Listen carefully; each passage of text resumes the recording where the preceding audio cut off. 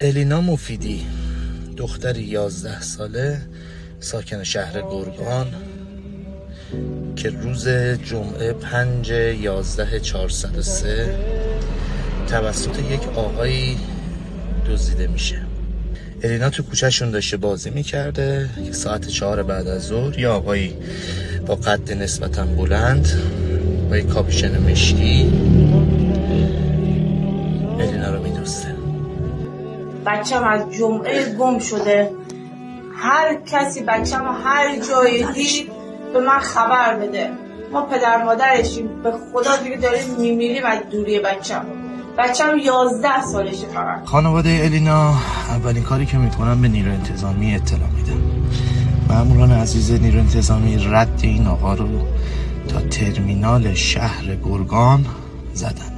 آدم رو با 2 تا بلیط از ترمینال گرگان میگیره به مقصد زنجان با هویت جعلی و الینا رو به زور و تهدید سوار اتوبوس میکنه.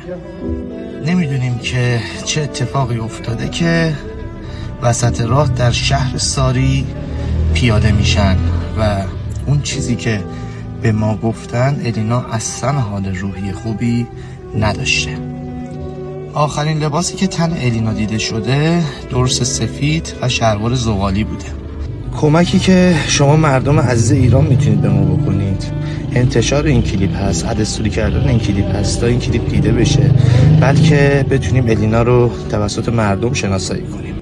یه صحبتی هم دارم با اون شخصی که الینا رو دزدیده. هم صدامو داری هم تصویرمو داری.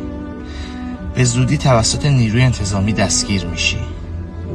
پس به جای این که جرم خودتو سنگین تر کنی بیا این بچه رو تحویل بده.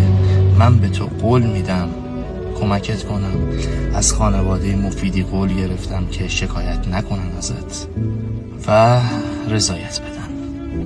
حال خانواده مفیدی اصلا خوب نیست. مادرش تو بیمارستان بستریه، پدرش واقعا حالش بده، تک دختر خانواده است. نکن این کارو.